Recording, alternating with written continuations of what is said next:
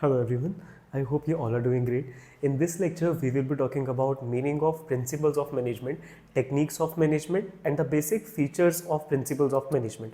पहली बात तो ये जो प्रिंसिपल है इसकी स्पेलिंग में एल ई आता है, ए एल नहीं आता है। वो स्कूल वाले प्रिंसिपल के बारे में हम नहीं पढ़ रहे, हम जनरल गाइडलाइंस के बारे में पढ़ रहे हैं जिनसे मैनेजर्स किसी प्रॉब्लम के सॉल्यूशंस को निकाल सकते हैं। कोई रेडीमेड सॉल्यूशन तो नहीं होते हैं, बट प्रिंसिपल्स को अप्लाई करने के बाद मैनेजर को एक गाइडलाइन मिल जाती है कि मैनेजमेंट किस तरीके से करी जाती है। क्लासिकल थ्योरी में 3 लोग थे, Henri Fayol, F W. Taylor and Max Weber, जिनमें से 2 लोगों के प्रिंसिपल्स आपको पढ़ाए जाएंगे 12th क्लास के बिजनेस स्टडी सब्जेक्ट में, that is Henri Fayol and F W. Taylor. तो ये कुछ गाइडलाइंस होती हैं, अगर मैं एग्जांपल के लिए लूँ तो डिसिप्लिन, इक्विटी, फेयर रेम्यूनरेशन, कुछ ऐसे प्रिंसिपल्स हैं जो आपको एज अ मैनेजर इंप्लीमेंट करने चाहिए in order to be a good manager. And then there are some techniques जो एक प्रॉपर मेथड प्रिस्क्राइब करते हैं कि एक फैक्ट्री में काम किस तरीके से करवाया जाना चाहिए। टेक्निक्स मेनली फैक्ट्रीज के लिए अप्लाई करी जाती हैं, जो हम अभी 12th क्लास में पढ़ेंगे आपके साथ। तो पहले तो फीचर्स क्या होते हैं प्रिंसिपल्स ऑफ मैनेजमेंट के। सबसे पहला फीचर आता है universally applicable. Principles of management are applicable whether scale of business is small, scale of business is big, चाहे बिजनेस है भी या नहीं भी है, इन प्रिंसिपल्स को अप्लाई करा जा सकता है। अब डिसिप्लिन हर जगह होगा, ठीक है, एंड इक्विटी हर जगह होनी चाहिए, लोगों को फेयर तरीके से ट्रीटमेंट करना चाहिए, वर्क शुड बी डिवाइडेड। यही प्रिंसिपल्स है मैनेजमेंट के, और इन्हीं को हम डेली लाइफ में भी अप्लाई करते हैं। चाहे कोई प्रॉफिटेबल इंस्टीट्यूशन हो या नॉन प्रॉफिटेबल इंस्टीट्यूशन हो, कोई बिजनेस फर्म हो, कोई नॉन बिजनेस फर्म हो, एवरीवेयर प्रिंसिपल्स इनडायरेक्टली भी अप्लाई, जिन लोगों को नहीं भी पता ना प्रिंसिपल्स के बारे में, वो भी इनको इनडायरेक्टली अप्लाई करते हैं। आपके घर में आपको पता होगा कि सीजर कहाँ रखी रहती है, आपको पता होगा नेल कटर कहाँ पे रखा रहता है, सबका रूम प्रिस्क्राइब होगा, मम्मी पापा का, आपका। तो ये अल्टीमेटली क्या होता है, principle of order.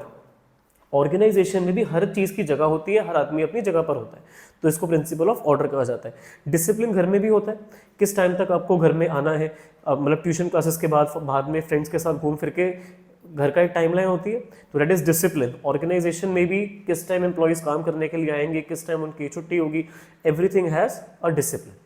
Okay, next feature is a general guideline. एक मैनेजर किस तरीके से प्रॉपर मैनेजमेंट कर सकता है, उसको जनरल रास्ता कैसे मिलता है प्रिंसिपल्स की मदद से। That work should be divided, employees को स्टेबल रखो। ऐसा नहीं होना चाहिए कि लोग कंपनी में ज्वाइन कर रहे हैं फिर बहुत जल्दी छोड़कर जा रहे हैं, सैलरीज आप फेयर नहीं दे रहे हो। सो अल्टीमेटली एक जनरल बातें हैं यार कि सैलरीज फेयर दो, लोगों को फेयर तरीके से ट्रीटमेंट दो, एम्प्लॉयज़ को सेटल होने के लिए टाइम दो, ताकि आपके ऑर्गेनाइजेशन में स्टेबिलिटी मेंटेन रहे, काम को डिवाइड करके चलो। These are the general guidelines जो आपको एक अच्छा मैनेजर बनने के लिए हेल्प करती हैं।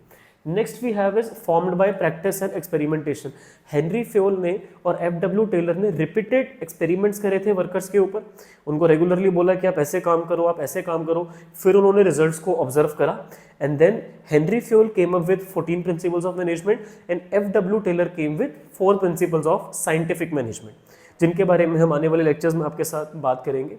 देखो साइंस में भी जो लॉज हैं, प्रिंसिपल्स हैं, उनको डेवलप करने के पहले एक्सपेरिमेंट्स करे जाते हैं। तो जो मैनेजमेंट के प्रिंसिपल्स और लॉज हैं वो उतने ज़्यादा रिजिड तो नहीं है जितने कि साइंस के होते हैं, बट स्टिल एक अच्छे मैनेजर को करेक्ट डायरेक्शन देने के लिए बहुत ज़्यादा हेल्प करते हैं। Then we have flexible, another feature of principles of management. Management के प्रिंसिपल्स को टाइम टू टाइम मॉडिफाई करा जा सकता है। अब जो ऑर्गेनाइजेशन में कम एम्प्लॉयज़ काम कर रहे हैं वहाँ पर ज़्यादातर डिसीजंस जो कंपनी का ओनर है वो ही लेगा, बट जो कंपनी का साइज बहुत बड़ा हो चुका है लाइक टाटा ग्रुप, उसमें सारे डिसीजंस सर रतन टाटा नहीं ले सकते। I am recording the lecture in 2024 and currently the CEO of Tata is Ratan Tata sir, तो he can not take decisions on his own. तो वो डिसीजंस उनकी टीम लेती है जो हेड्स हैं अलग अलग डिवीजन के, right.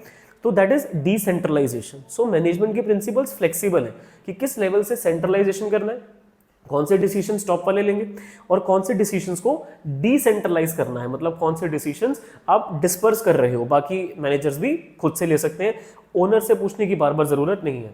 That is flexible, depends upon company to company. Another feature is mainly behavioural. जो भी प्रिंसिपल्स हैं उनसे लोगों का बिहेवियर इन्फ्लुएंस होता है। आप इक्विटी फॉलो करते हो तो लोग मन से काम करेंगे, आप उनको फेयरली ट्रीट करोगे तो they will be also thinking to be a part of the organisation, वो खुद को ऑर्गेनाइजेशन से अलग नहीं समझेंगे। रेम्यूनरेशन अच्छी दोगे तो उनका भी काम करने में मन लगेगा। उनको आप स्टेबल रखोगे तो उनको भी जॉब की सिक्योरिटी फील होगी। तो इंसानों को और मटेरियल को सही तरीके से यूज़ करने के लिए आपको प्रिंसिपल्स को अप्लाई करना पड़ता है, ठीक है। ऐसा नहीं है कि प्रिंसिपल आपको कोई भी मैटर समझा देते हैं कि इस प्रॉब्लम में ये सॉल्यूशन है, प्रिंसिपल अप्लाई करो, आप प्रॉब्लम से बाहर आ जाओगे। आपको गाइडलाइन मिल जाती है, अब डिवीजन ऑफ वर्क है जैसे, तो आपको देखना है ना भाई कितने डिपार्टमेंट्स की रिक्वायरमेंट है आपकी ऑर्गेनाइजेशन में, और आप कितनी सैलरी अफोर्ड कर सकते हो उन डिपार्टमेंट्स में मैनेजर्स के लिए, राइट। तो अगेन प्रिंसिपल्स को आप अप्लाई करोगे, उनसे आपके यहाँ जो इंप्लॉइज वर्क कर रहे हैं उनका बिहेवियर अफेक्ट होता है। And next is cause and effect relationship. कौन से प्रिंसिपल को अप्लाई करने से उसका क्या इफेक्ट आता है, इसको हम फोरकास्ट तो कर सकते हैं कि अगर हमने एम्प्लॉइज़ की एक टाइम पर ट्रेनिंग करवा दी, डेवलपमेंट करवा दी, और एम्प्लॉइज़ ने 1 ईयर तक काम करा, उन्होंने कंपनी से रिजाइन नहीं करा, उन्होंने रेजिग्नेशन नहीं दिया, they are very comfortable with the company, उनको तो ये लग रहा है कि भाई यहाँ ट्रेनिंग होती है, यहाँ डेवलपमेंट होती है, यहाँ करियर काउंसलिंग भी हो जाती है, तो हम ये कंपनी नहीं छोड़ेंगे। तो उससे क्या इफेक्ट आया कि they are retained in the organisation. But is it necessary कि हर बार उनकी ट्रेनिंग करवाने से, डेवलपमेंट से वो लोग रिटेन हो जाएंगे? सैलरी भी मैटर करती है, रेम्यूनरेशन, किस तरीके से आप उनको ट्रीट कर रहे हो वो भी मैटर करता है, वो टीम वर्क में यूनिटी लेकर आ रहे हैं या नहीं, ये भी चीज़ मैटर करती है। सो इट्स नॉट नेसेसरी कि आप एक प्रिंसिपल को इंप्लीमेंट करोगे तो उसका इफेक्ट क्या निकल कर आएगा, that can be predictable, because real life situations are quite complex in nature. So but still it doesn't mean कि प्रिंसिपल्स आर यूजलेस। आप एटलीस्ट उनको इम्प्लीमेंट करके सम हाउ तक, कुछ लेवल तक उनका जो एग्जीक्यूशन है उसको इमेजिन कर सकते हो। That is the only purpose behind implementing these principles, कि हमारे जो काम है वो स्मूथ तरीके से ऑपरेट होते रहे, हमें बार बार कंफ्यूजन एंड डिफिकल्टीज ना आए। मैनेजर इसीलिए प्रिंसिपल अप्लाई करता है। And then contingent, time to time principle को अप्लाई करा जाता है, डिपेंड्स अपॉन द सिचुएशन, कि सिचुएशन कैसी है। अब हर टाइम पर तो सेम प्रिंसिपल अप्लाई नहीं करा जा सकता ना। पुराने टाइम में भी फेयर रेम्यूनरेशन देनी होती थी भाई। हेनरी फ्योल ने 1900s के स्टार्टिंग में मैनेजमेंट के प्रिंसिपल्स दिए थे, आज से तकरीबन 100-150 साल पहले। अब उस टाइम पे जो फेयर रेम्यूनरेशन था, सैलरी थी, वो अलग थी। आज के टाइम पे फेयर क्या है वो आज की सिचुएशन के हिसाब से अलग हो चुका है। So depends upon time to time, you have to apply the principle accordingly. उस टाइम पर मैनेजमेंट और वर्कर्स में इतनी नहीं बनती थी, आजकल बहुत ज़्यादा आपको उनको फेयर तरीके से ट्रीट करना पड़ेगा। नहीं करोगे तो ट्रेड यूनियन बना के स्ट्राइक पर चले जाएंगे, आपको दिक्कत परेशानी होगी। तो the way principles are implemented today is not the way they were implemented before, and not the way they will be implemented in near future. आने वाले टाइम में भी उनमें कुछ चेंजेस आने वाले हैं।